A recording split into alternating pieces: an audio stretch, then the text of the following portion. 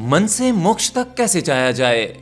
मनुष्य का मन जो मोक्ष की सबसे बड़ी रुकावट है, क्या वह मुक्ति के लिए हमारा सहयोगी हो सकता है? सबसे पहले तो यह समझिए, मुक्ति किसे चाहिए, मोक्ष किसे चाहिए? आप समझते हो आपको आत्मा को मुक्त करना है, आत्मा का मुक्त होना ही मोक्ष है। परंतु यह ऐसा नहीं है, क्योंकि आत्मा तो सदैव से ही मुक्त है। आत्मा को बंधन में कोई नहीं बांध सकता।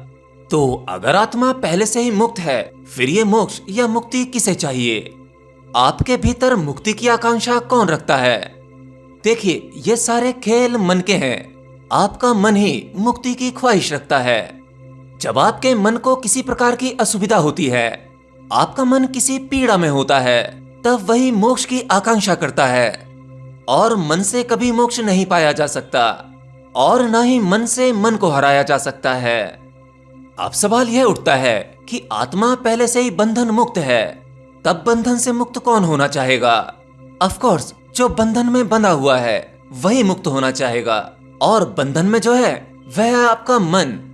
आत्मा तो इतनी विराट है जिसे कोई बंधन में नहीं बांध सकता। अनंत ब्रह्मांडों, अनंत लोकों में, अनंत सृष्टियों में केवल आत्मा का ही वास है। केवल एक वही शक्ति है, उससे बड़ा कुछ भी नहीं जो उसे बांध सके। आत्मा मेरी और आपकी या उसकी या इसकी कभी अलग नहीं होती।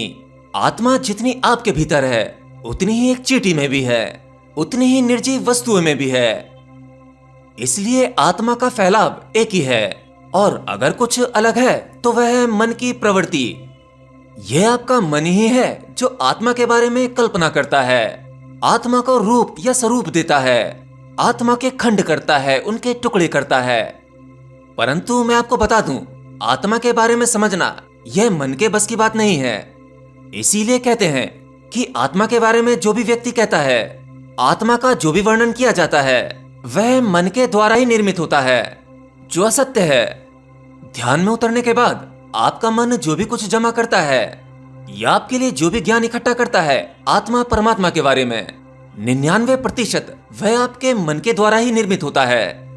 असल में मन आपकी आत्मा या परमात्मा की कल्पना करके आपको कोई इमेज दे देता है या फिर कोई खोखली जानकारी, और इसके चलते आप असल सत्य से भटक जाते हैं। अब सवाल यह उठता है, हमारा मन जो हमें आत्मज्ञान पाने में भटकाता रहता है, क्या वह किसी प्रकार से आत्मज्ञान पाने में हमारा सहयोगी हो सकता है? देखिए, सब कुछ तो उस परम ऊर्जा के द्वारा ही चलाया जा रहा है। तो मैं कहूं, इनडायरेक्टली मन को जो शक्ति मिलती है वह भी उस परम ऊर्जा या कहूं आत्मा की वजह से मिलती है। परंतु इसी बीच मन अपना एक अस्तित्व बना लेता है। वह आत्मा से आत्मा की साधना में या कहूं आपका उस परम ऊर्जा को समझने में बीच में एक दीवार का काम करने लगता है। वह स्वयं को ही कुछ जानने लगता है और आपको अपनी इच्छा पूर्ति करने में बांध लेता है। आपको अपनी छोटी छोटी इच्छाएं, छोटी छोटी खुशियों में आश्वासन देता है कि यही सत्य है, यही खुशी है, यही आनंद है। और आप एक के बाद एक भोगते चले जाते हैं और आपका मन धीरे धीरे बड़ा होने लगता है। और बीच बीच में कई बार आपको मोक्ष या मुक्ति की आकांक्षा होती है। असल में वो आपको नहीं होती, वह आपके मन को ही होती है। आपका मन सभी स्वादों को चखना चाहता है, बशर्ते उसे केवल किसी स्वाद के बारे में पता लग जाए। यहाँ खुशी है, वहाँ खुशी है, वहाँ परम आनंद है, ईश्वर ऐसा है या वैसा है। ये सभी प्रलोभन जब आपके मन को मिलते हैं, तो आपका मन आत्मा और उस ईश्वर के बारे में जानना चाहता है। आपका मन कहता है कि मैंने संसार के सभी सुख भोग के देख लिए, परंतु कुछ हासिल नहीं हुआ, चलो आत्मा या ईश्वर का ही स्वाद चख लें। तभी आपके मन को मोक्ष या मुक्ति की आकांक्षा पैदा होने लगती है, और इसके चलते आपका मन कुछ नई चीजों को पकड़ने लगता है। भगवत गीता, वेद, पुराण, कोई भी धर्म ग्रंथ या अनेकों प्रकार की साधनाओं में पड़ जाता है। और इसी बीच जब आपका मन मोक्ष के मार्ग पर चलता है, मुक्त होना चाहता है, तब आपका वही मन आत्मज्ञानी का भ्रम पैदा कर देता है। अरे भाई, साधना का बेसिक विज्ञान तो यही है कि अगर आप शांति से बैठ जाएं, भौतिक जगत के विचार कम हो जाएं और प्राकृतिक स्वाभाविक होने का प्रयास करें, जिसे मैं ध्यान करना कहता हूँ, तब ऐसे में आपको कुछ नई जानकारियां मिलने लगती हैं। हाँ, आपकी बुद्धि का स्तर सामान्य बुद्धि से थोड़ा अधिक हो जाता है और उस शांति में आपको जो अनुभव होते हैं, जो मिलता है, ज्यादातर लोग उसी को आत्मज्ञान समझ लेते हैं और वह मन के धोखे में आ जाते हैं, क्योंकि मन से की हुई कोई भी साधना वो आपको मन का ही धोखा देगी, असल ज्ञान नहीं दे पाएगी। अगर आप अध्यात्म के इस बेसिक विज्ञान को समझ लें, तब आप यह भी जान जाएंगे कि आत्मज्ञान की साधना में मन किस प्रकार सहयोगी हो सकता है। देखिए, आत्मज्ञान की साधना में आपके मन को केवल एक चीज समझने की आवश्यकता है कि वह केवल इतना स्वीकार कर ले कि बंधन में तो मैं स्वयं हूं, मन ही बंधन में है। आत्मा तो सदैव से मुक्त थी, मुक्त है और मुक्त ही रहेगी, परंतु जो बंधन में है वह तो आपका मन है।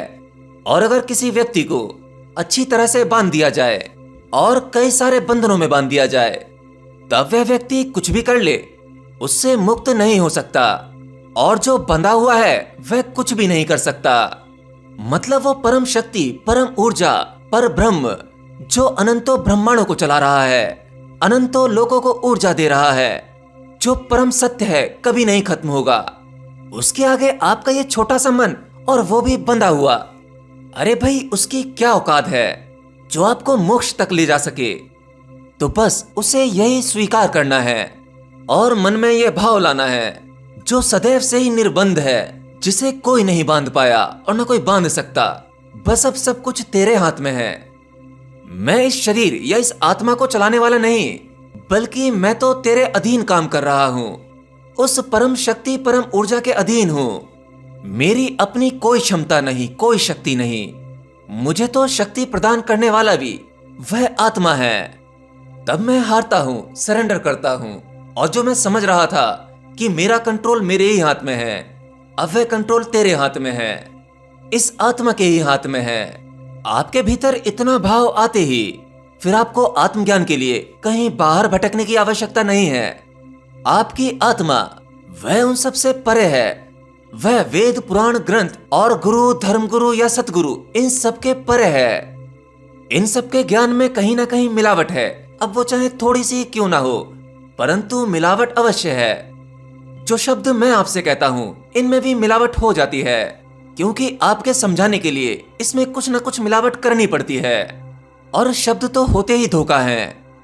परंतु जब कोई साधक या कोई व्यक्ति मन की इस अवस्था को पा लेता है और सहज भाव से आत्मा की साधना करता है, तब उसे किसी भी गुरु की आवश्यकता नहीं है, किसी ग्रंथ की आवश्यकता नहीं है।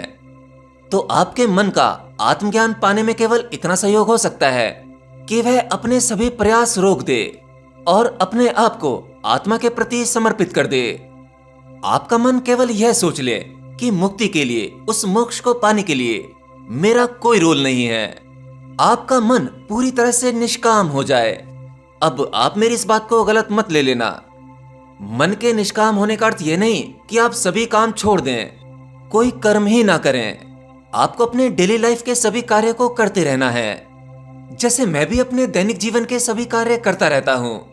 आपके लिए वीडियोस भी बनाता हूँ। साथ ही साथ मेरे भाई की एक शॉप है, जब कभी वहां ज्यादा कस्टमर आ जाते हैं तब मैं उस शॉप पर भी खड़ा होता हूँ। कभी कभी कुछ ऐसे कस्टमर आ जाते हैं, मुझे 4 बातें सुनाकर चले जाते हैं। कभी कभी कह देते हैं, तू छोटी सी दुकान पे काम करने वाला, तुझे पता ही क्या है हम कौन हैं? और मैं मुस्कुरा देता हूँ, और इस बहाने सेल्समैन भी सीख रहा हूँ। हाँ, लेकिन यह किसी को नहीं पता कि मैं ही क्वेश्चन वर्ल्ड हूँ। तो आपको अपने कर्मों को नहीं रोकना, जो कर्म मिले हैं उन्हें करते रहिए, लेकिन ऐसे करिए जैसे मानो आप केवल नियमित मात्र हैं उस कर्म को करने के लिए, केवल गेम के एक प्लेयर की तरह। आपके शरीर का अंतिम लक्ष्य एक ही है, मुक्ति, और आपका यह शरीर भी बंधन है। आपको अपनी समझ बूझ से इस शरीर के बंधन को भी गिराना है। और मैं आपको बता दूं, आपका केवल ये एक ही शरीर नहीं है, आपके भीतर कई शरीर हैं। अभी हमारा साइंस या आध्यात्म इतना डेवलप नहीं हुआ है कि आपके सभी शरीरों के बारे में बता सके। आपके भीतर सूक्ष्म तल में जितने शरीर हैं उतने ही मन हैं। उन सबके अपने अपने गुण हैं और अपनी अपनी संभावनाएं हैं। आपको बस केवल ओवरऑल ये समझना है कि आपके भीतर जितनी भी संभावनाएं हैं वह सभी संभावनाएं, वह सभी शरीर उस आत्मा के नीचे काम करते हैं। आत्मा के बगैर उनका कोई अस्तित्व नहीं है। इसलिए आपको अपने उन सभी सूक्ष्म शरीरों या उनके मन की डिटेल को नहीं समझना है। बस ओवरऑल जो कुछ भी है उस सबको समर्पित कर देना है। यह मान लेना है कि उनकी अपनी कोई क्षमता नहीं है जो आपको मोक्ष तक ले जा सके। तो जब पहले आपका ऊपरी मन अपनी सामर्थ्य को जान लेता है कि उसकी कोई सामर्थ्य नहीं है, तब धीरे धीरे आपके भीतर के सभी मन गिरने लगते हैं। आपके भीतर पूर्ण रूप से स्वीकार भाव उत्पन्न होने लगता है और जो आत्मा या परमात्मा पहले से ही बरस रहा है उसकी बूंदें आप तक पड़ ही नहीं पा रही थी, क्योंकि आपके मन की कई सारी परतें जो आपको उस आत्मा के अमृत से अनभिज्ञ रख रही थी, मन की वह सभी परतें गिरते ही परमात्मा का वह अमृत आप पर डायरेक्ट बरसने लगता है। और जब परमात्मा की कृपा आप पर बरसना शुरू होती है तो सब कुछ अपने आप ही होने लगता है। आत्मज्ञान के सभी द्वार एक एक करके खुलने लगते हैं और फिर ऐसे में आपको किसी गुरु, किसी धर्म गुरु या किसी ग्रंथ या पंथ की आवश्यकता नहीं पड़ती। आपको आत्मज्ञान स्पष्ट रूप से दिखाई पड़ने लगता है।